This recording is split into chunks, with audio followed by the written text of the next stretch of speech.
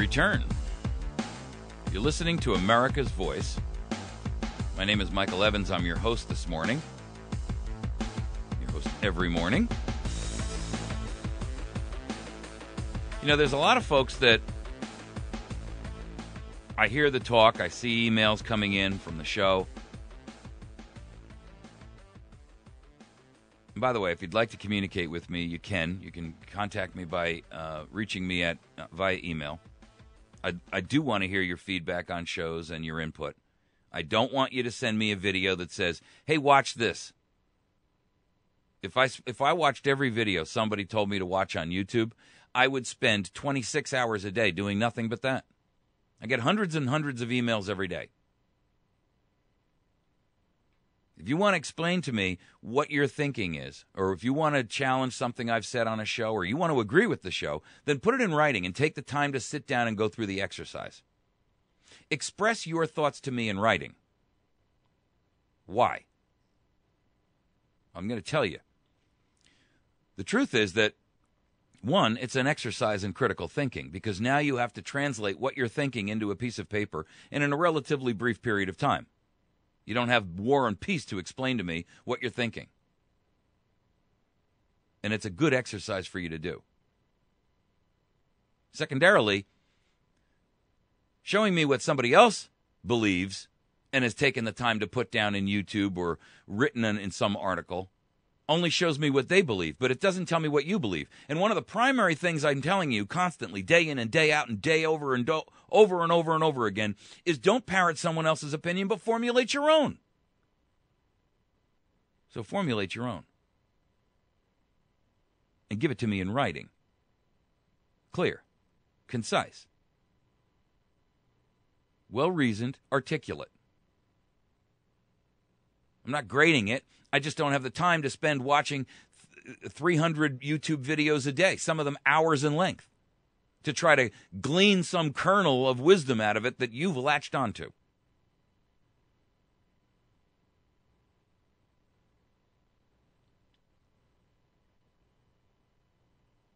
We're all on the cusp of seeing what's happening around us and recognizing that we are in dire trouble as a nation. That our republic is in danger, exigent danger. This isn't future down the road danger like it was in the 90s, like it was in the 80s, like it was in the early 2000s, when we were beginning to start seeing the smoke. But now the house is afire, and we're looking for an exit.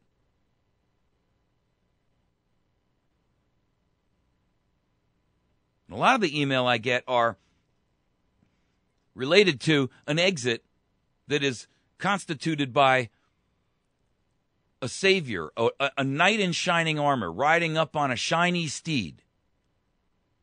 And I got to tell you, you're missing the point here. If you're expecting the military to be the pivot point, the initiator of some kind of a stop to what we see going on around us, you're sorely mistaken. One, it's not even a constitutional option for us to accept. And you've heard me say this before. Our Constitution prohibits the military from doing exactly what you're hoping that they will have the courage to do because you don't. Well, they're trained for it. They're also trained to subjugate you. You want proof? Look at your local police force, which no longer has to serve and protect on the side of their car, but now has the word law enforcement. Big difference. What's happened to the helpful policeman who used to be the neighborhood friend? That's what you get when you wrap the military into local police force. And that's only the tip of the iceberg. If you were ever to go into a foreign nation and see what militaries do, you wouldn't want this anymore. The truth is, there is no shining knight. There is only us.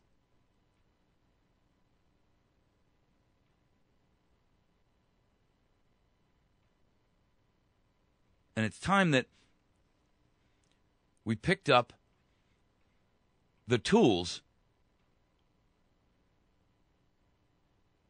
that are necessary for us to take back our nation.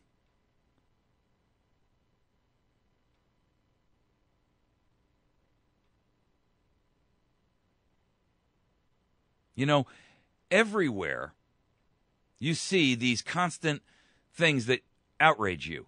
I mean, I read a story the other day about how illegals and immigrants, young immigrants, are storming the offices of Republicans in the Congress, trying to force them, through intimidation, frankly, to approve amnesty. So gangs of illegals storm the offices of Congress. They're here illegally. They have no right to hang their hat upon. They have no skin in the game. They don't know our culture. They don't know what made this country great. But they want us to remold ourselves into their image. And they demand something for nothing. Yet we're Americans who have everything to lose. We have every right to demand that we have the right to be self-governing, self-reliant, left alone, frankly, to do the best that we can do with our abilities and make it on a system of merit and hard work and effort, without intervention, without winners and losers being chosen for us. We have everything to lose, and we have a long-standing God-given right to defend ourselves. And yet we sit there really waiting for some white knight to rise up and ride up to us in shining armor on some steed with justice emblazoned across his side.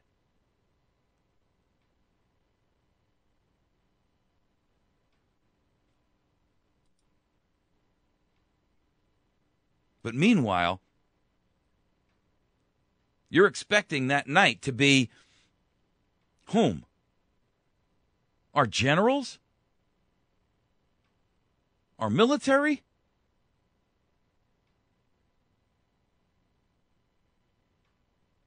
Look, for the last 150 years, we've been batted back and forth like a tennis ball between Republican and Democrat. We've watched these people in power from both parties systematically shred this country down to its bare roots. We've been stripped of everything. We haven't given them the shirt off our back. They've taken it. But I got to tell you, to sit there and expect that the military can do what you're afraid and unwilling to do, and that at the end of the day that they're going to hand it all back to you to do exactly what you don't have the training, the fortitude, or, quite frankly, the experience. And when I say experience, I don't mean the experience to run a government. I mean the experience of having the courage and the knowledge that comes from the fact that you did it and took it back yourself. And now you're entitled to hold on to it. And it's something you're going to be willing to fight for.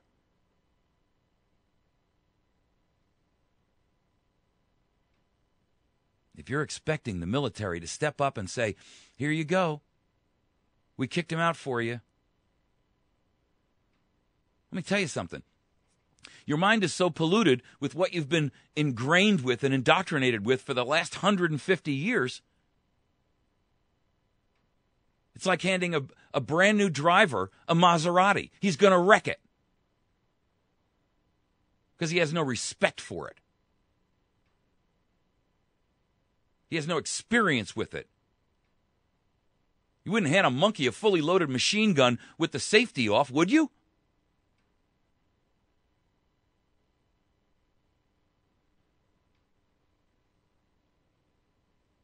Anywhere you've seen military intervene, and I'm going to use Egypt as a perfect example, it becomes just another tyrant. So if that's what you're thinking, if you're believing for a moment that some kind of military intervention is the solution to this problem, it tells me, it proves to me that you're not ready. That the pain has not become great enough to force you to choose the unknown over what you hate.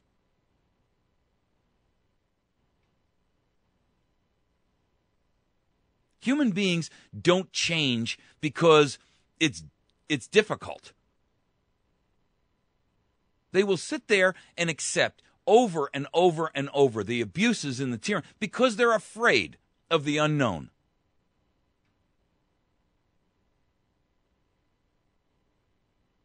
It's why people will stay in an abusive relationship.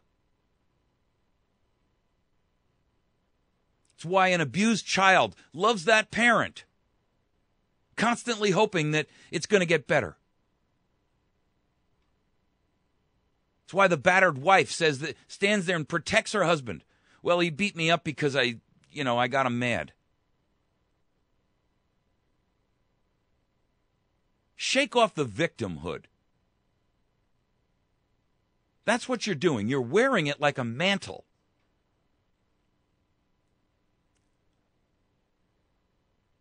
You're like a herd of elephants who stand there and shy away from one little mouse. You don't recognize the power that we have.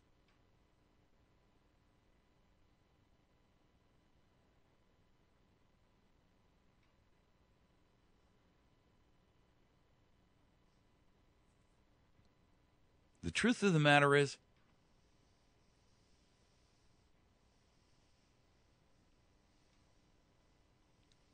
we cannot expect someone else to rise up and solve our problem for us. Yes, they're Americans too, in the military, and they're part of the fabric of our nation.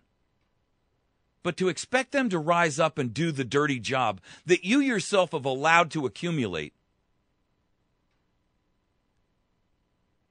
and have become literally accepting of will be no solution at all. The truth is that until you clean your own home, you're never going to be willing to continue to keep it that way. If someone else comes in and cleans up after you all the time, if someone comes in and mollycoddles you, why should I bother? You know, Americans are like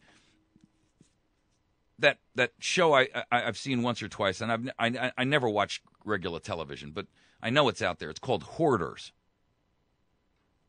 And they portray these people who live in these, horrific conditions where they've got homes that are literally piled, 6 and 8 feet high with just garbage.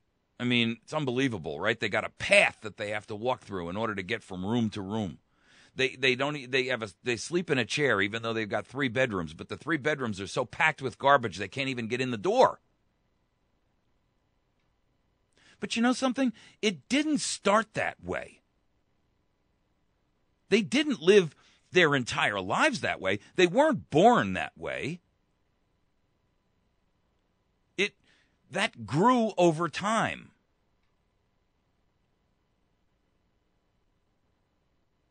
And if you were to take that hoarder out of that environment and say, listen, this house is a dangerous place for you to be, but there's an empty house right next door, and we're going to move you over there.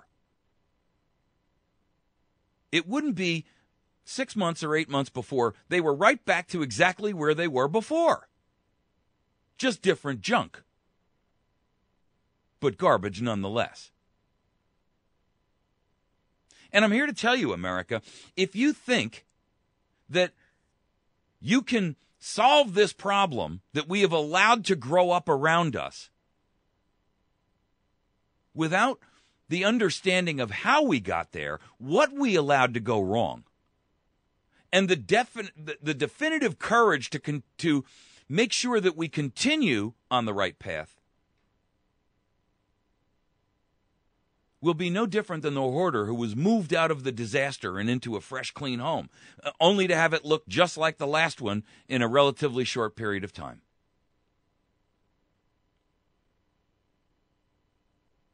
We're not used to making our own decisions. We're not used to standing up for what we know to be right. A lot of it's been fostered upon us by the media. And a lot of it is intimidation, quite frankly. You know, everyone's afraid. There was a recent poll by WorldNet Daily, and it suggested that up to 79% of Americans polled. There was only 822 people, but, I mean, all polls are relatively small. They're usually 1,000 or somewhere in that number. But up to 79% of the people that they polled in this thing supported military intervention to remove President Obama from office.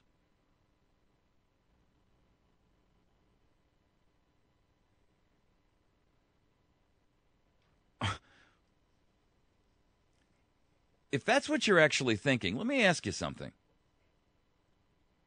Are you not then that? Have you not become that which you hate?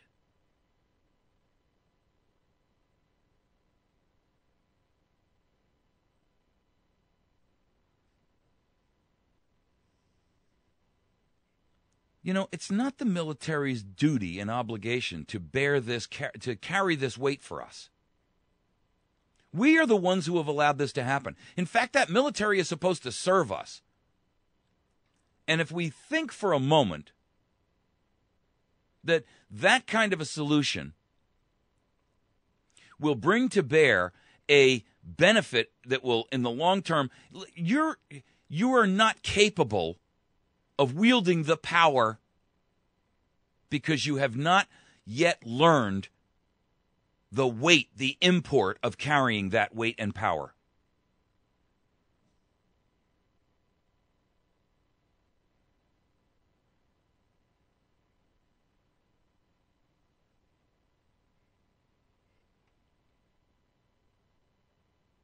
I got to tell you, it's a definite conundrum we're in. And it's a fearful place. You see, this is our problem. It's our responsibility. We've allowed this to happen. And there is no savior for us, but we ourselves.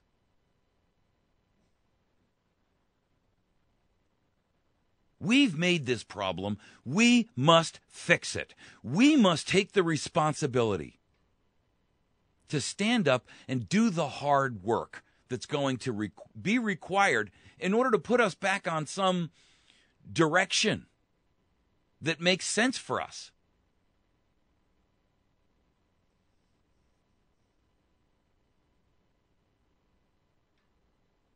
Expecting someone else to step in and save us is more of exactly what we've been doing for the last 100 years that's allowed us to fall into this position in the very first place.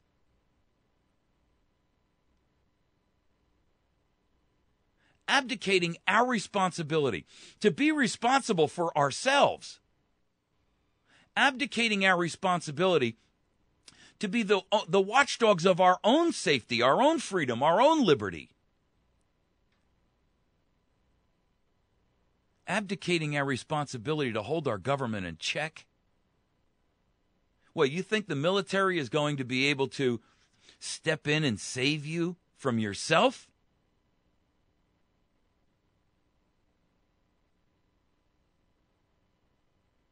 It's one of the reasons why I advocate massive civil disobedience, and I'll tell you why. Because the lesson learned during that period, whether 30 million Americans had to camp out in Washington for 3 days or 3 hours or 30 days or 3 years, the lesson that we would learn is the pain of doing that is so great we would never allow it to happen again. Not in our generation.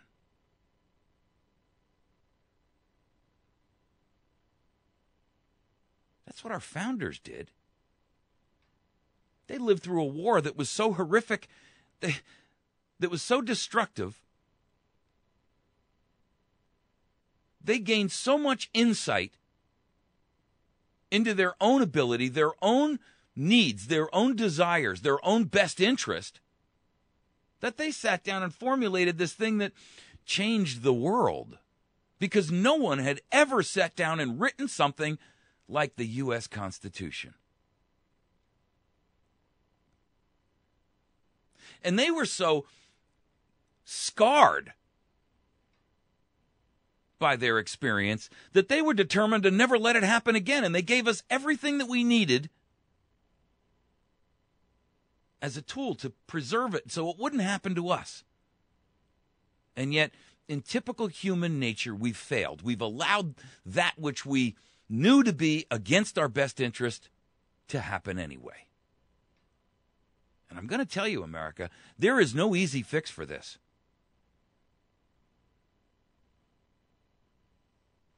If you think there is, if you think just going to an election and voting in November of 2014 is going to solve things, you're misinformed. If you think 2016 is going to take the presidency out of the hands of Obama and put it into the hands of somebody new, all you're doing is trading one tyrant and dictator for another. And I don't care which party that particular tyrant or dictator represents.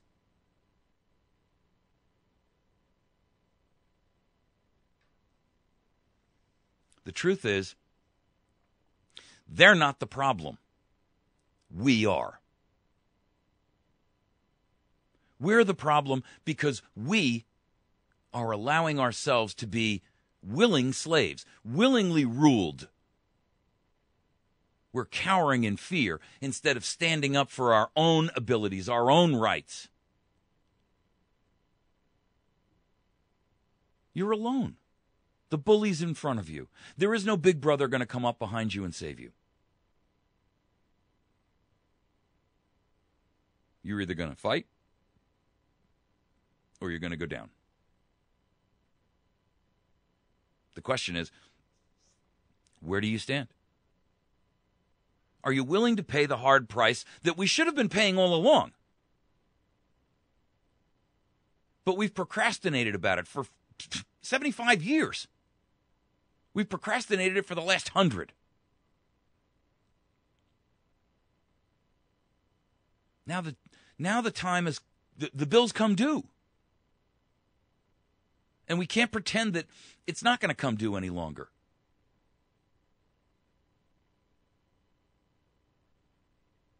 It's here. And it's going to be up to us to figure out, what do we do next? But I can promise you one thing.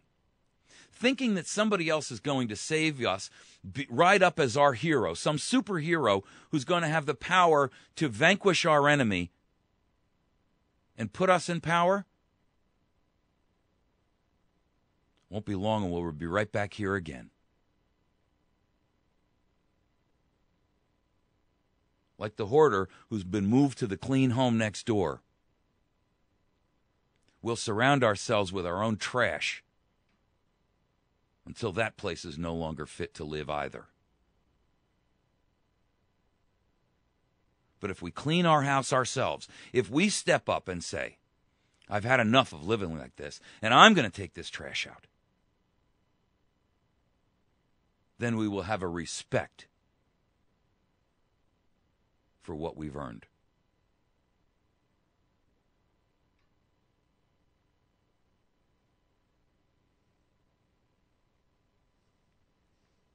There is no easy fix here, folks. The only other alternative is, you can continue to live here thinking that it doesn't really matter, that this doesn't affect you. Okay. That's your loss. But it does matter. And it does affect you. And it doesn't just affect you. It affects your wife. It affects your husband. It affects your children. It affects your mother. It affects your father. It affects your grandchildren. It affects the children who will spring from you that you don't even know. You've been listening to America's Voice Now. I'd love to hear your feedback. please feel free to contact me via email. You can send me email to mike@americasvoicenow.org. You can find us on the web at americasvoicenow.org. You can find our Facebook page. Please like that. You can go to facebook.com/America's Voice Now. You can find our videos on YouTube at youtube.com/America's Voice Now. And if you wouldn't mind, please go to our new Spreaker application. It's Spreaker, like speaker with an R, Spreaker.com/America's Voice Now, and follow.